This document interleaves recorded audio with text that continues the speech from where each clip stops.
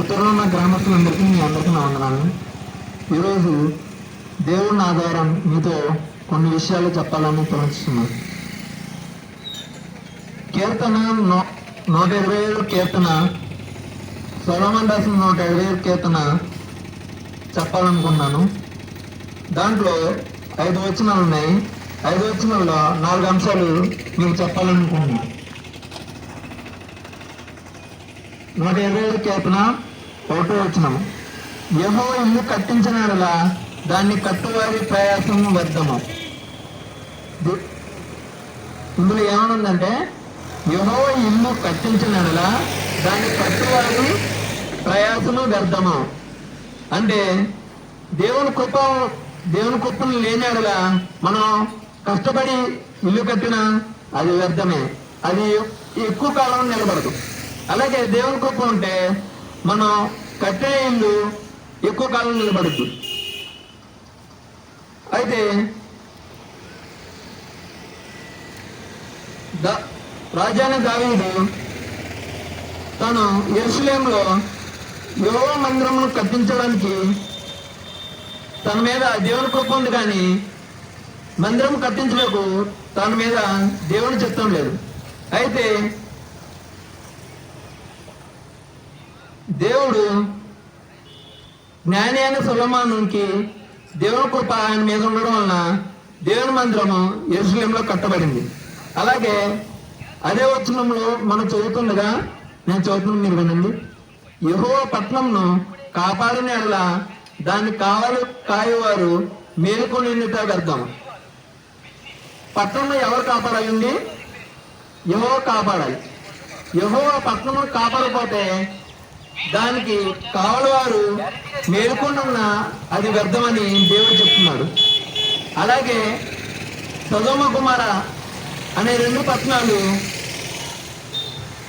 పాపం చేసి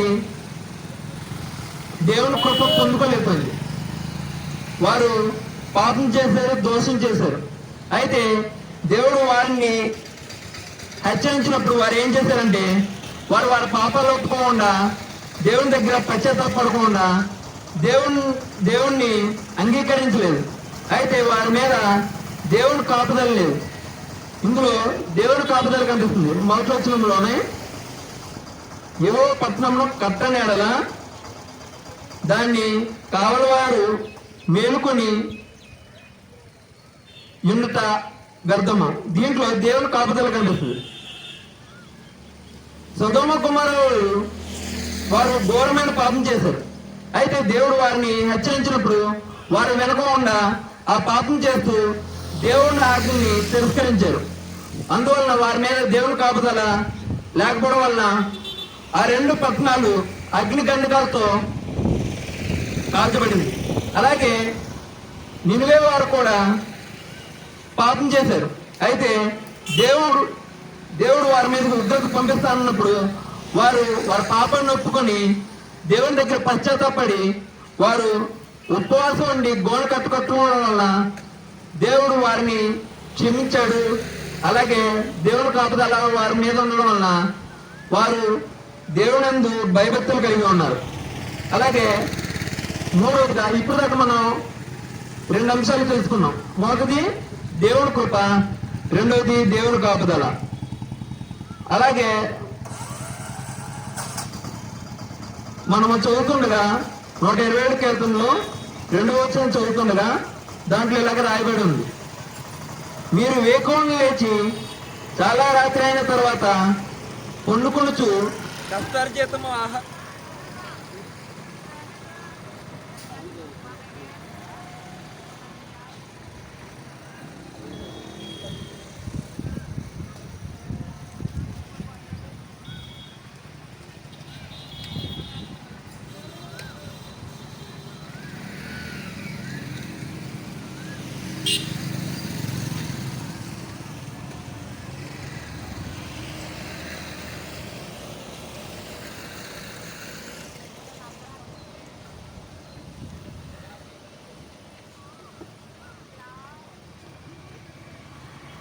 కానీ ఇప్పుడు దాకా మనం 2 అంశాల గురించి తెలుసుకున్నాం అండి. మొదటి అంశం ఏంటంటే దేవుని కృప. రెండో అంశం దేవుని కాపుదల. మొదటి అంశంలో ఏముందంటే యెహోవా ఇల్లు కట్టించిన ఎడల దాన్ని కట్టువారి ప్రయాసం వ్యర్థము. ఇల్లు కట్టబడాలంటే దేవుని కృప ఉండాలి. దేవుని కృప లేనిదే ఇల్లు కట్టబడదు. అలాగే మన హృదయం కట్టబడదు. దేవుని కృప లేనిదే మన కుటుంబం కట్టబడదు. అలాగే దేవుని కాపుదల ఉంటే పట్టణము కాపాడబడదు.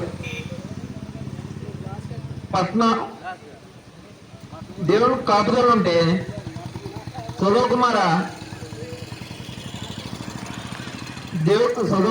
మీద దేవుని కాపుదల లోపడం వలన అది పాడైపోయింది. దేవుని కాపుదల నిలే పట్టణం మీద ఉండడం వలన అది కాపాడబడగలిగింది. దేవుని కాపుదల దాని మీద ఎలా ఉందంటే వారు పాపం చేశారు. నిలే పట్టణస్తులు పాపం చేశారు. అయితే వాళ్ళ పాపాన్ని ఒప్పుకొని దేవుని దగ్గర పశ్చాత్తాపడ్డారు.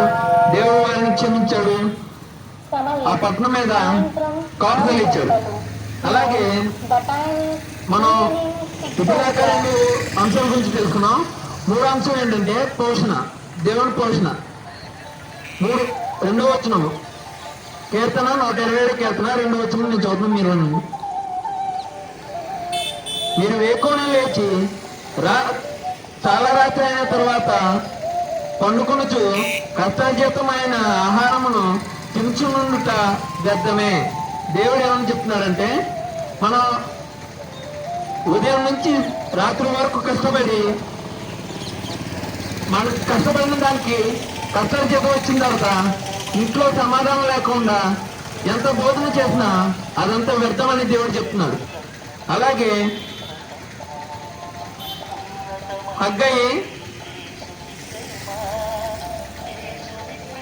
మొదటి అధ్యాయం 6వ వచనం. హగ్గయి మొదటి అధ్యాయం 6వ వచనంలో ఇలా రాయబడి ఉంది.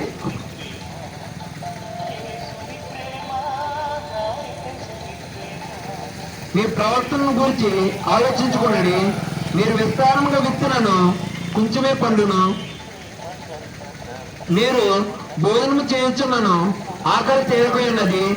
మీరు పానము చేయుచున్నను దాహము తీరిపోయినది. బట్టలు కప్పుకొనుచున్నను చలి ఆకునున్నది. పనివారు కష్టారు జీతము సంపాదించుకున్నను జీతము చినుగుపైన సంచిలో వేసినట్టుంది. దీంట్లో దేవుడు ఏమని చెప్తున్నాడంటే మనం పొద్దున్న నుంచి రాత్రి వరకు కష్టపడి మన కష్టపడిన కష్టార్జితము ఇంట్లో సమాధానం లేకుండా ఉంటే మన కష్టార్జితం ఎలా ఉందంటే చిరుపైన సంచిలో వేసినట్టు ఉంటుంది. అదే దేవుని భయభక్తులు కలిగి దేవుని కృప మన మీద ఉండి దేవుని కాపుదల ఉంటే దేవుడు మనల్ని 30 దంతులు 60 దంతులు 100 దంతులుగా ఆశీర్వదిస్తాడు. దీంట్లో మనం దేవుని పోషణ చూస్తాం. అలాగే 4వ అంశం ఏంటంటే కుమారుల గురించి. 127 కీర్తన 3వ వచనము. కుమారులు యెహోవాను గురించి సాధ్యము, గర్భఫలము ఆయన ఇచ్చు బహుమానము. కుమారులు ఎవరు వాళ్ళండి? యెహోవా దేవుడు వాళ్ళు.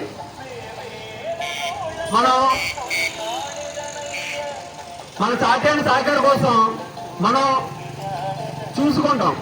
కానీ పిల్లల కోసం నాకు ఇలాంటి కుమారుడు కావాలని మనం చూడము. దేవుడు చూడాలి. యెహోవా దేవుడు మన పిల్లలు కావాలంటే ఆయనే ఇవ్వాలి. ఆయన కృప ఆయన కాపుదల ఉంటే కుమారులు మనకి దేవుడు ఇస్తాడు.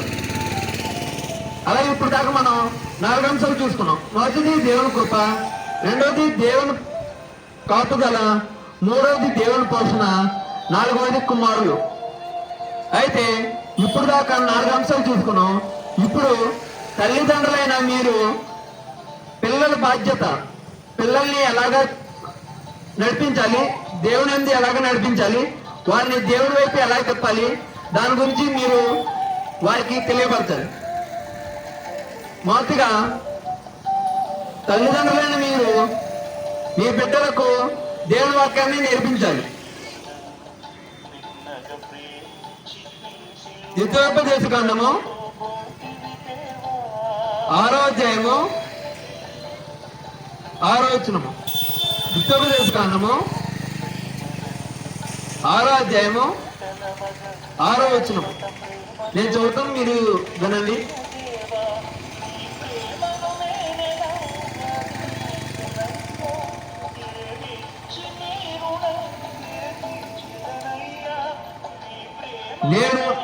నేను నాకు ఆజ్ఞాపించిన ఈ మాటలను నీ హృదయంలో ఉండవలెను.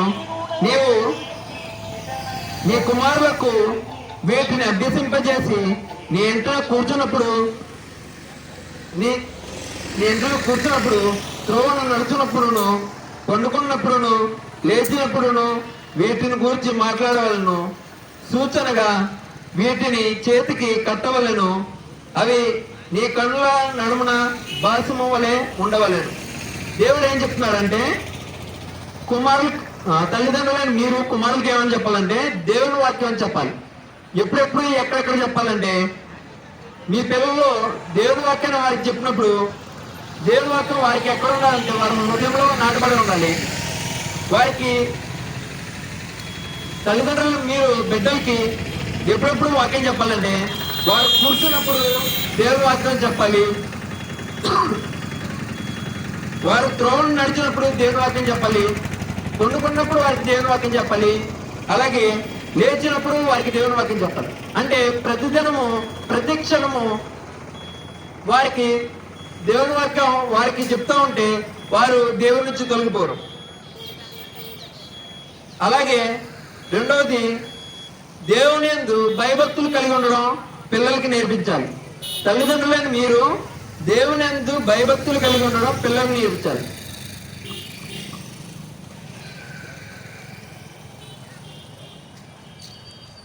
సామెతలు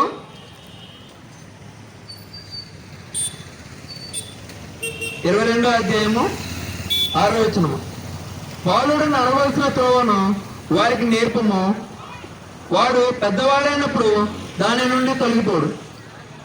దీంట్లో ఏమని రాయబడి ఉందంటే, బాలుడు నడవలసిన త్రోవను వారికి నేర్పించాలంట. తల్లిదండ్రులైన మీరు మీ బిడ్డలకు వారు ఏ విధంగా నడుస్తున్నారు దేవుని యందు, వారు మంచి పనులు చేస్తున్నారా, వారు చెడుతనంలో ఉన్నారా, మీరు తల్లిదండ్రులైన మీరు మీ బిడ్డలకి వారు మంచి నడవడిక నడుచుకునేలాగా వారికి చెప్పాలి. అలాగే మూడోది, మనం ఇప్పుడు దాకా మూడు చూసాం. తల్లిదండ్రులైన మీరు పిల్లలకి బాధ్యత నేర్పించాలి. ఆ బాధ్యతలో 3 అంశాలు చూసాం. మొదటిగా వారికి వాక్యం నేర్పించాలి. రెండవదిగా దేవుని యందు భయభక్తులు కలిగి ఉండడం చూపించాలి. అలాగే మూడోది, వారు నడవలసిన త్రోవను చూపించాలి. అలాగే నాలుగోది, వారికి ఏం చెప్పాలంటే, వారు పాపం చేసినప్పుడు వారిని దండించి వారిని శిక్షించినప్పుడు దేవుని నుంచి తొలగిపోరు. సామెతలు 13వ అధ్యాయం 1వ వచనము. తండ్రి శిక్షించిన కుమారుడు జ్ఞానము గలవాడను, అపహాసకుడు గద్దెంపకు లోబడడు. దీంట్లో ఏమనుందంటే, తండ్రి శిక్షించిన కుమారుడు జ్ఞానవంతుడు అవుతాడంట. తండ్రి శిక్షించకపోతే ఏమవుతాడండి? అపహాసకుడు అవుతాడు. తండ్రిని అసలు లెక్క చేయడు. తల్లిదండ్రులను మీరు మీ కుమారుల్ని పాపం చేసినప్పుడు వారిని శిక్షిస్తే వారు మీ మాట వింటారు. మీ యందు భయభక్తులు కలిగి ఉంటారు. దేవుని యందు వారి తప్పును తెలుసుకున్నప్పుడు దేవుడు వారిని క్షమిస్తాడు. అలాగే అదే అధ్యాయము 24వ వచనము చదువుతున్నాను, మీరు వినండి. బెత్తము వాడని వాడు తన కుమారునికి విరోధి, కుమారుని ప్రేమించిన వాడు వాడిని శిక్షించును. బెత్తము వాడని తండ్రి తన కుమారునికి విరోధి. తల్లిదండ్రులైన మీరు మీ కుమారులు మీకు విరోధంగా ఉన్నప్పుడు వారిని శిక్షించమని దేవుడు దీంట్లో మాట్లాడుతున్నాడు. కుమారుని ప్రేమించేవాడు వారిని శిక్షిస్తారని దీంట్లో రాయబడి ఉంది. అలాగే బైబిల్ గ్రంథంలో రాజైన దావీదు కుమారులు పాపం చేశారు. అలాగే యాజకుడైన ఏలి కుమారులు పాపం చేశారు. అయితే యోబు గ్రంథంలో యోబు కుమారులు, యోబు గొప్పవాడు, ధనవంతుడు. మనకు తెలుసు గొప్పవాడు ధనవంతుడు అనగానే వాళ్ళ కుమారులు పాడైపోతారు అనుకుంటాం. కానీ గొప్పవాడు ధనవంతుడైన యోబు తన కుమారులు పాపం చేసి దేవుని దూషించారేమో అని వారి కోసం అరుణోదయాన్ని లేచి బలి అర్పించాడు, దాన బలి అర్పించాడు. అయితే తల్లిదండ్రులైన మీరేం చేయాలంటే మీ కుమారుల కోసం ఉదయకాలంలో లేచి వారి కోసం ప్రార్థన చేయాలి. దేవుని దగ్గర అంగలార్చాలి. దేవుని దగ్గర వారి కోసం ప్రార్థన చేసినప్పుడు వారు దేవుని నుంచి తొలగిపోరు. ఇప్పుడు దాకా మనం 4 అంశాలు చూసుకున్నాం. మొదటిగా పిల్లలకు మీరు దేవుని వాక్యం నేర్పించడం. రెండవది దేవుని యందు భయభక్తులు కలిగి ఉండడం నేర్పించడం. మూడవది వారు నడవలసిన త్రోవలను నేర్పించడం. నాలుగవది వారు తప్పు చేసినప్పుడు వారిని శిక్షించమని. తల్లిదండ్రులను మీరు ఎవరి వల్ల ఉండాలి? ఏలి తన కుమారుడు పాపం చేసినప్పుడు వారిని శిక్షించలేదు. కానీ యోబు తన కుమారులు పాపం చేశారేమో, దేవుని దూషించారేమో అని వారి కోసం అరుణోదయం లేచి బలి అర్పించారు. తల్లిదండ్రులను మీరు యోబు వల్ల జీవించాలి. యోబు ధనవంతుడు అవ్వచ్చు, గొప్పవాడు అవ్వచ్చు. కానీ తన బిడ్డల కోసం తాను అరుణోదయం లేచి ప్రార్థించాడు, అంగలార్చాడు, తన కుమారుని పాపం చేశారేమో అని. అలాగే తల్లిదండ్రులైన మీరేం చేయాలంటే మీ కుమారుల కోసం ప్రార్థించాలి, అంగలార్చాలి, దేవుని స్తుతించాలి. దేవుని స్తుతించి వారి కోసం అంగలార్చినప్పుడు దేవుడు వారిని క్షమిస్తాడు. అలాగే దేవుని కృప వారి మీద ఉంటుంది. దేవుని కృప వారి మీద ఉన్నప్పుడు దేవుని కాపుదల వారి మీద ఉంటుంది. అలాగే మీ కుటుంబం మీద ఉంటుంది. దేవుని కాపుదల ఉన్నప్పుడు దేవుని పోషణ మీ కుటుంబం మీద ఉంటుంది. మనం ఇప్పుడు దాకా మీ పిల్లల్ని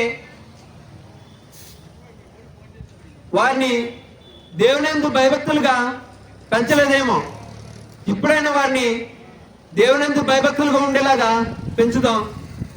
తల్లిదండ్రులను మీరు వారు చేసిన తప్పుల్ని వారు దేవుని దగ్గర ఒప్పుకునేలాగా వారిని మార్చండి.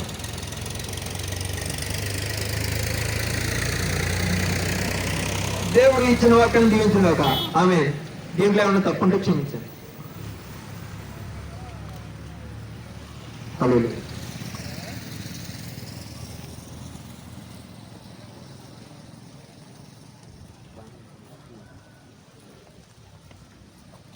ఇప్పుడు బైబిల్ బాగానే కనిపిస్తుంది. అయితే ఒకసారి ఇక్కడ నుంచో చెప్తా.